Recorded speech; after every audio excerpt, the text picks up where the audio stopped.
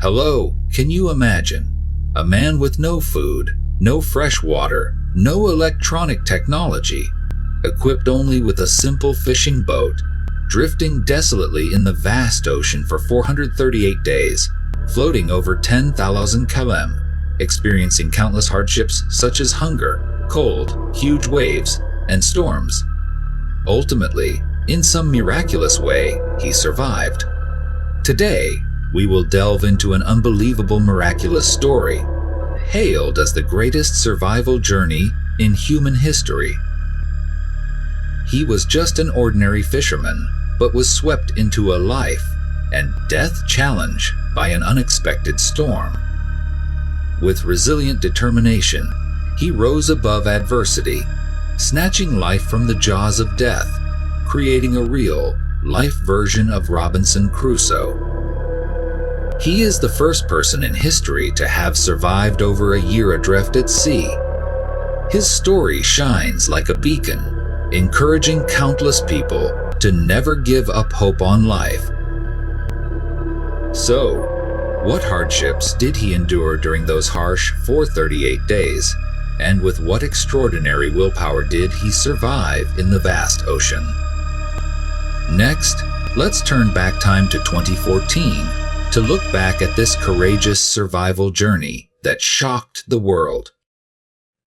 The Marshall Islands is an island nation located in the northern Pacific Ocean, comprising 25 atolls and 5 islands.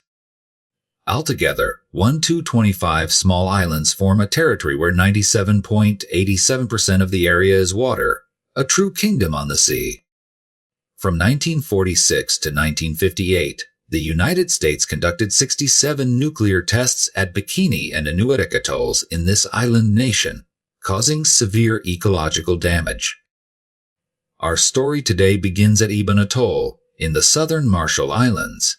On January 30, 2014, a married couple was picking coconuts on a small island in Ibon Atoll when suddenly, a strange man appeared before them. This man looked excited as if filled with adrenaline, but was emaciated like a skeleton, with hollow eyes, cracked lips, a bushy beard, and hair tousled like a bird's nest. He looked as though he could collapse at any moment. The couple quickly called for a doctor. Upon examination, his condition shocked everyone. His scrawny body was nearly incapable of walking, coupled with anemia, malnutrition, dehydration, skin infections, arrhythmia, and a host of other illnesses. Through a translator, people learned that this man was named Jose Salvador Alvarenga, a fisherman from Mexico over 10,000 km away. He recounted that while fishing at sea, he encountered a storm, his boat was damaged and drifted off course. He then floated on the sea for more than 14 months until drifting onto this small island and being rescued. In other words, this extraordinary man survived 438 days at sea without any external help or technological devices, relying solely on his own hands. If this were true, it indeed would be a miracle. Jose's drifting story gradually spread on the island. The next day, AFP news agency detailed the event. Immediately, the news climbed to the front pages of major media outlets, causing a huge public stir. Some said that this was unprecedented in history, the greatest human survival journey. But others claimed it was just a fabricated story, because such a feat seemed impossible, an insurmountable task. As the story continued to circulate, it became more remarkable. By February 3, reporters from around the world swarmed like bees.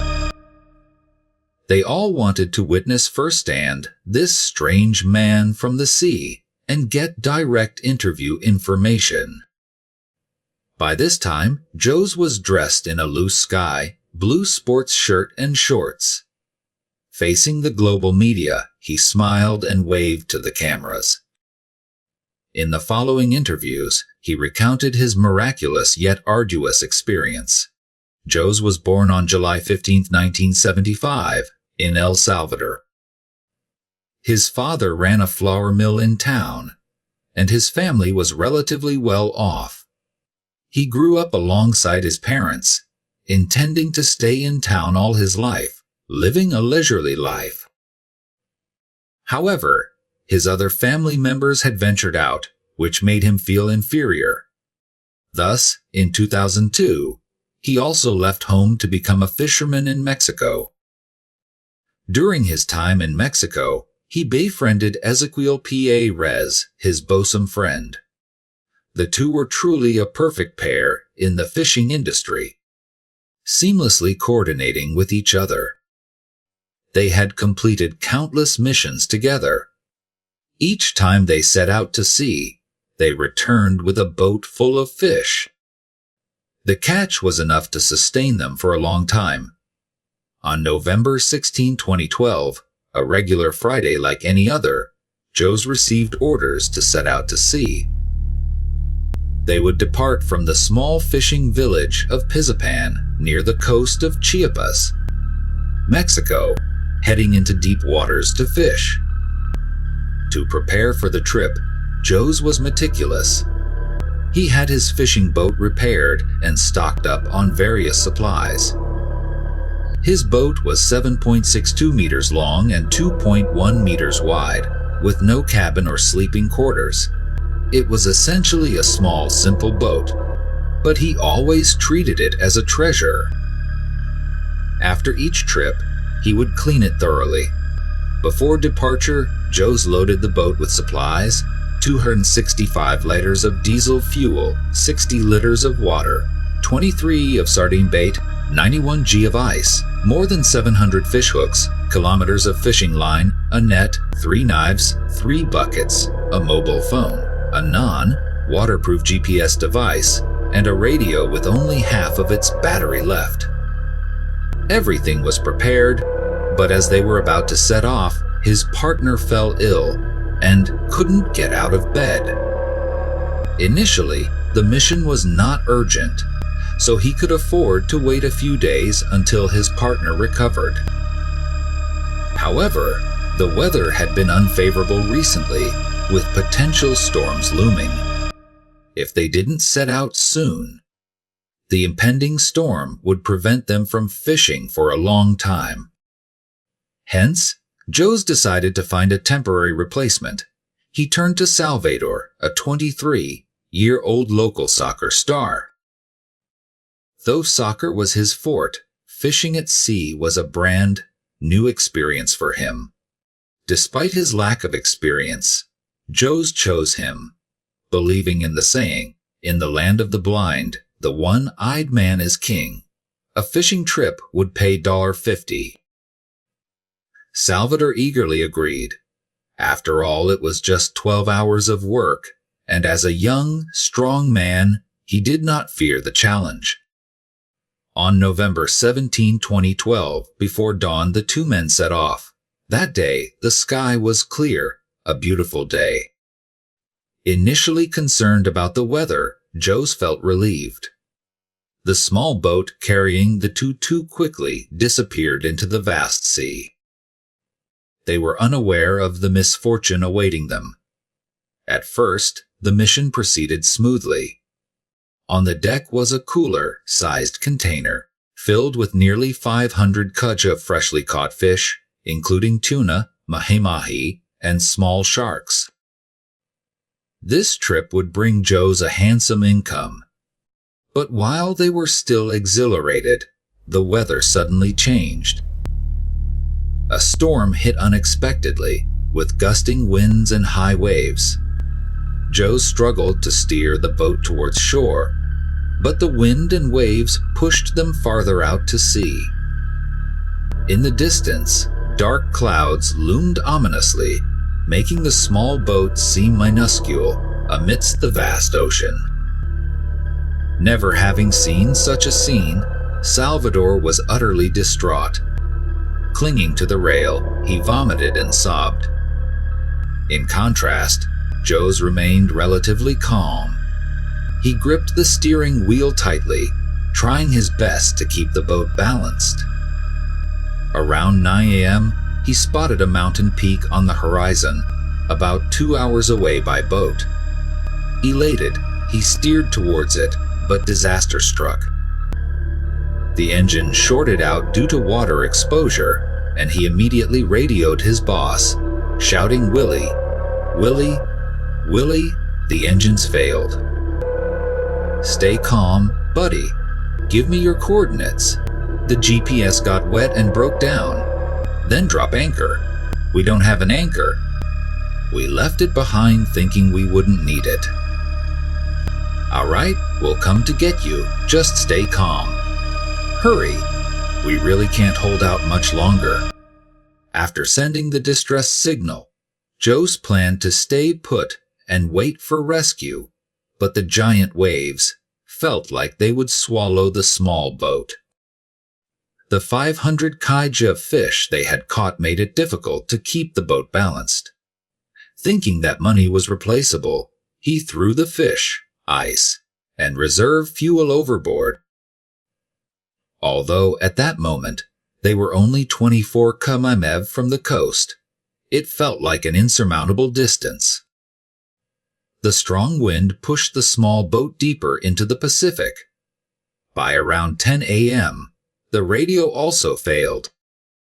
The waves continued to batter the boat. Salvador frantically bailed water from the boat, bucket after bucket. A few hours later, the wind subsided, but the two were utterly exhausted. In a fit of rage, Jose smashed the engine with a stick, then threw the broken radio and GPS into the sea. But all of this was merely futile anger, a helpless outpouring of frustration. The sun gradually set, the storm still raged on. The biting cold cut through their skin, their entire bodies soaked, and their limbs stiff and numb. They could only huddle together in a plastic tub, embracing each other for warmth, as a long, heavy night passed. At dawn on November 18th, the storm had weakened. Jose and Salvador but discussed how they might return. In the end, they concluded that it was no longer an option. Firstly, they had no tools to determine their direction. They didn't even know where they were, let alone how to find their way back to the shore. Secondly, after the electric shock, the engine had been smashed by Jose and was now completely broken.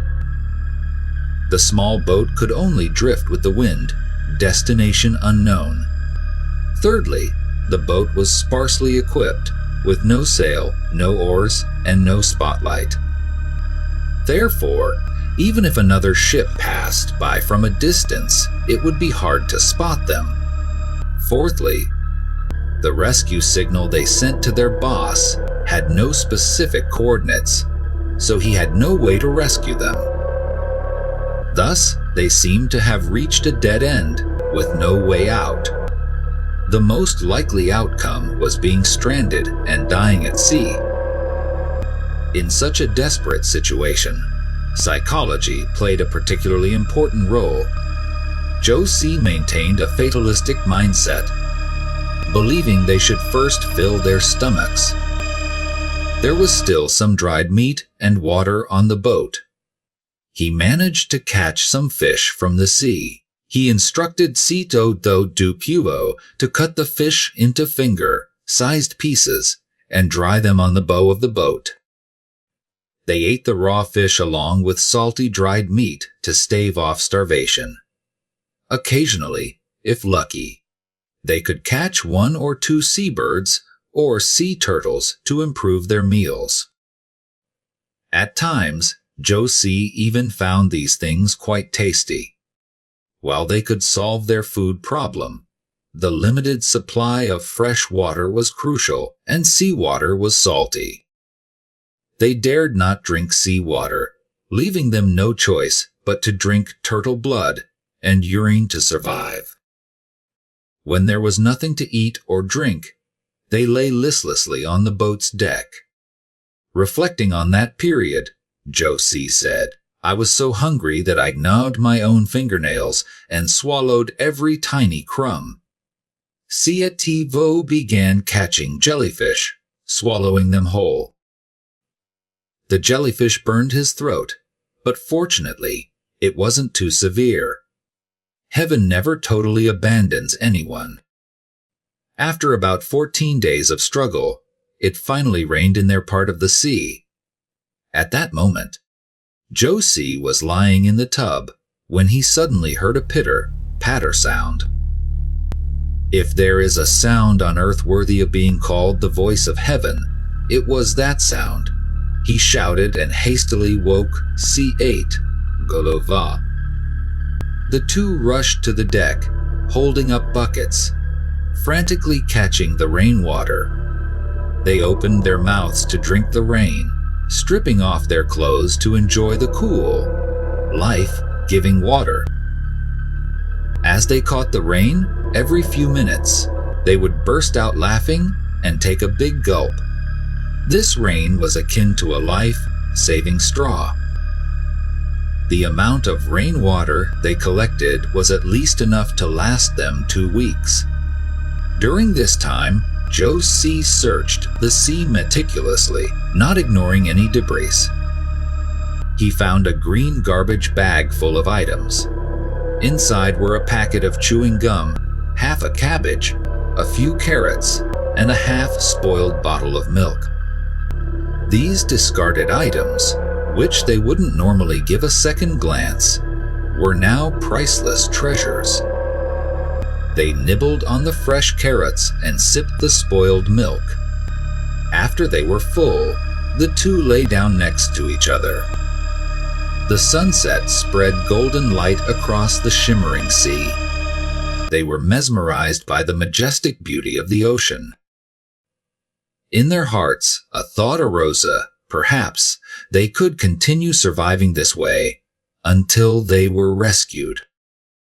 That night, they talked a lot about their families and work. They realized what terrible sons they had been, only able to beg God for forgiveness. They dreamed of hugging their families and kissing their cheeks. They vowed to work harder so their families wouldn't have to struggle anymore. However, it was already too late. Nearly 2 months had passed in the blink of an eye. Each passing day was a torment. As a seasoned fisherman, Jose's skills in catching turtles, seabirds, and fish had become much more refined. He had also grown accustomed to eating raw meat and drinking rainwater. Although his body wasn't in optimal condition, he didn't have any severe issues. However, Studenva's condition was completely different. It must be said that the fate of human beings is indeed strange. He, originally a soccer goalkeeper, now found himself stranded far from home, adrift at sea. Although living in close quarters with Jose on the boat, his fate turned out to be drastically different. After eating seabird meat, Studenva fell ill, both physically and mentally deteriorating rapidly. In just a couple of years, his eyes had taken on the wariness of an old man on the brink of death. It is important that it seemed like he had lost all hope of living, even starting to accept reality. Jose and Cordova had made a pact together. In the end, whoever survived would visit the other's parents. If both survived, they would have a grand feast and drink together. This pact became their last ray of hope in their desperate situation. Cordova smiled and said, "My mother is a very devout nun." Later, she remarried a missionary. "I am at peace and have nothing more to worry about. The only thing I regret is not being able to say goodbye to her and never eating her tamales again. I think I am about to be exiled." One cold morning, on their journey, Cordova suddenly said to Jose, "I am about to die. I am about to die. I am so tired." Cordova's breathing became weak and labored. Jose quickly took a water bottle and brought it to Cordova's mouth, but he didn't drink, only lazily turned his head. After a few convulsions, his body went still, and no sound came from him anymore. Jose screamed in panic, "Don't leave me alone. You must fight for your life. What meaning is there if I'm left alone?" Unfortunately, Cordova could no longer respond. The young man, only 23 years old, took his last breath on the vast sea. Later, whenever he recalled that moment, Jose couldn't help but feel pain. "I was worried the waves would wash his body away. So, I tied him up, not letting him sink into the water. I cried for many hours." The next morning, Jose looked at Cordova and asked, "How are you feeling? Did you sleep well?" "I slept so well. How about you? Have you had breakfast?" He didn't want to believe his companion was gone, asking and answering himself. For the next 6 days, Jose continued talking to Cordova every day. One moonless night, while sitting with Cordova, he suddenly realized he had been lost in conversations with the deceased. Realizing he couldn't continue like this, Jose reluctantly had to grab Cordova's clothes and push his body into the sea. Left alone, Jose faced the most difficult period of his life. The endless loneliness of the vast sea seemed determined to drown him. Despite this, he never considered doing anything foolish, because his mother was a devout Christian. Thinking of suicide is a grave sin. Someone who commits suicide will never be saved and cannot go to heaven. So, he continued to endure the suffering alone on the sea. He saw large ships zoom by, but they were usually container ships transporting goods across the Pacific like unmanned drones on the sea. They would never notice him. Though he couldn't be rescued, each sighting filled Jose with hope. He waved rhythmically until the ship disappeared into the distance. To escape his lonely reality, Jose immersed himself in a spiritual world. He imagined himself on a luxurious yacht, enjoying the finest cuisines and experiencing a romantic adventure with a beautiful woman, like in the movie Titanic. Every morning, he would take a walk on the yacht, imagining himself traveling around the world. His family, lover, and children were all by his side. Only in this way could he no longer feel the pain and could survive day by day. Jose's grandfather had taught him from a young age to use the moon's cycles to tell time. Thus, even alone on the sea, he clearly remembered counting 15 full moon cycles. And one day, in the 15th month, Jose suddenly noticed an increase in the number of birds around him. He was overjoyed because more birds meant there was land nearby. Sure enough, not long after, a tropical island gradually emerged from the distant mist. It was a lush coral island in the middle of the Pacific Ocean. In the center was a small mountain surrounded by the blue ocean waters, like a myriad of kaleidoscope fragments. Was this a magnificent paradise or a dream, or perhaps a grace from God? Jose stared at the land, hardly daring to believe his eyes. After some observation, he finally confirmed it was a real island, though the island was only the size of a football field. Seeming desolate with no signs of life, to Jose it was a beacon of hope for survival. At that moment, the wind was favorably blowing the boat towards the island, but it could change at any time. To reach the land faster, Jose used a knife to cut the worn lifebuoy ropes. This was a risky but necessary action. The lifebuoy could help stabilize the boat. Without the buoy, if faced with slightly large waves, the boat could capsize. But he no longer had time to think much more. He gambled that this time, fate would side with him. Perhaps it was God's mercy. An hour later, the boat was near the shore. When about 10 meters away from the shore, Jose hurriedly jumped into the water. However, he was too weak, completely devoid of energy to swim. Fortunately, an undercurrent swept him to shore. The moment he touched solid ground, the 36-year-old man burst into tears. He clutched the damp sand tightly. The most precious thing in the world at this moment was only such.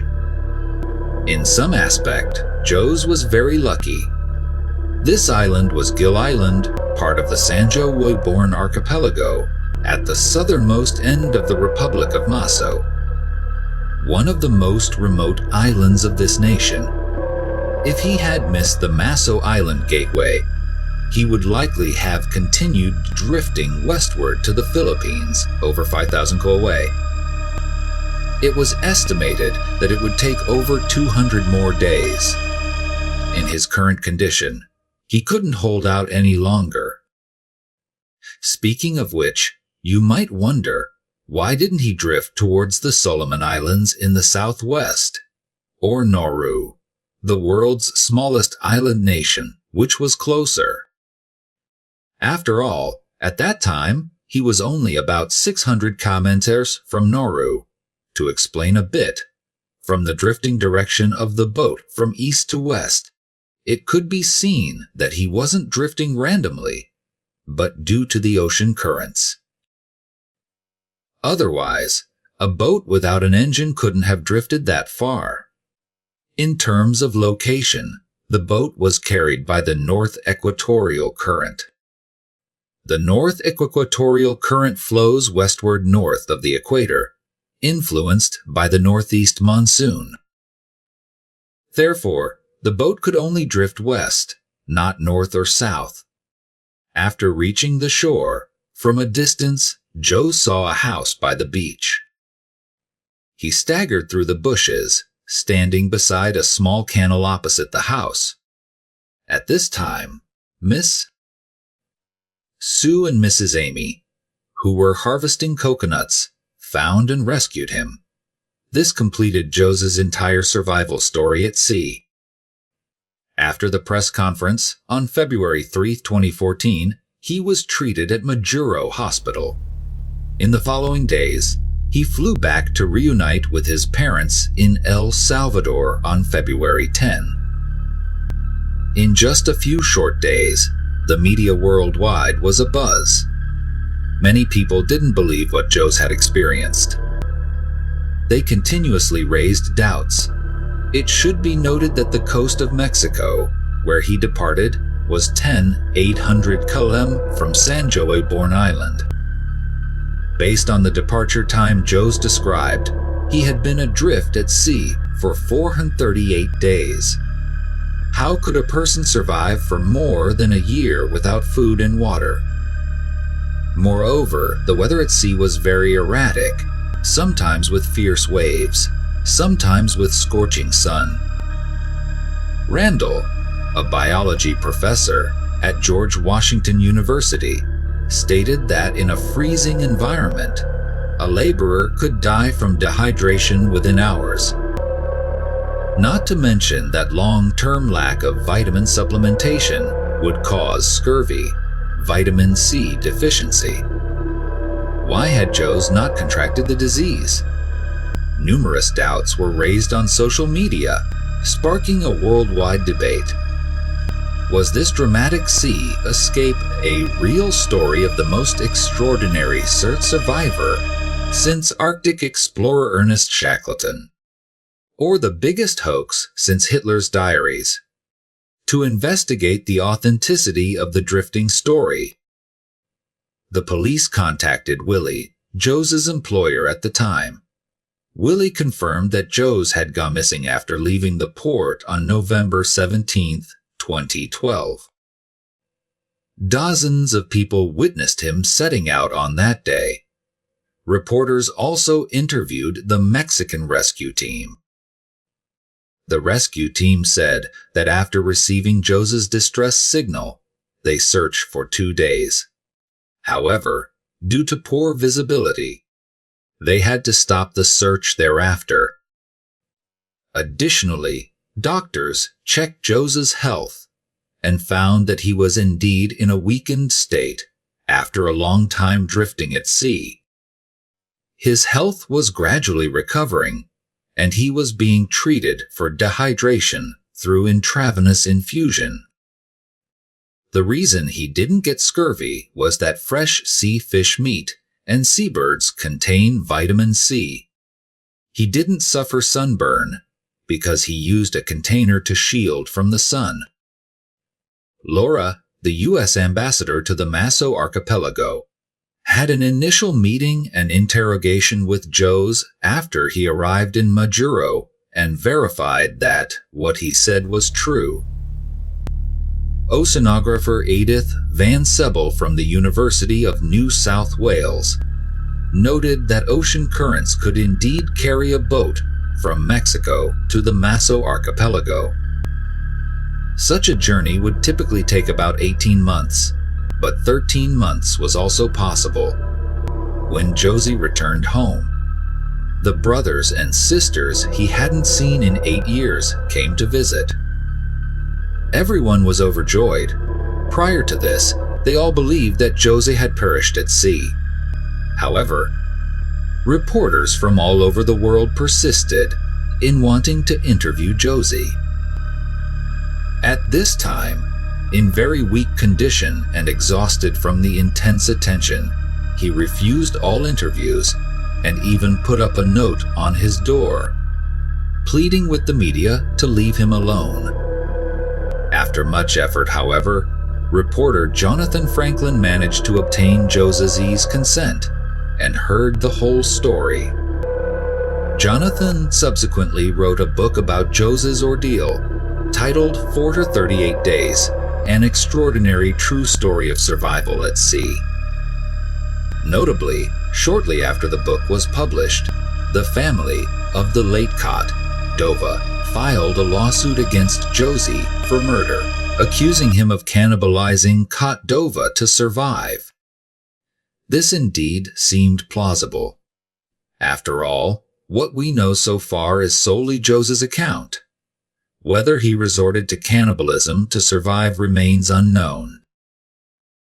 Cot Dova's family sued him for compensation amounting to millions of dollars.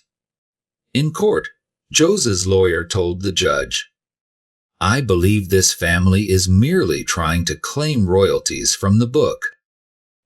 Many people think the book has made my client wealthy. In reality, his income is much lower than what people imagine." Subsequently, to prove his innocence, Jose voluntarily underwent a lie detector test. In the end, he passed the test, proving that his drifting experience at sea was genuine and he did not kill his companion. Even though Jose's ordeal stirred some doubts and controversies, it is undeniable that he is the first person in history to survive adrift at sea for over a year. He provided us with a real, life version of Robinson Crusoe, becoming one of the most notable survival feats of modern times. Jose's story spread worldwide through books and documentaries. Undoubtedly, his extraordinary 438-day survival will forever be etched in human history. The lawsuit gradually subsided, and Jose returned to his normal life. He continued to work as a fisherman, but no longer ventured far offshore, opting instead to fish near the coast.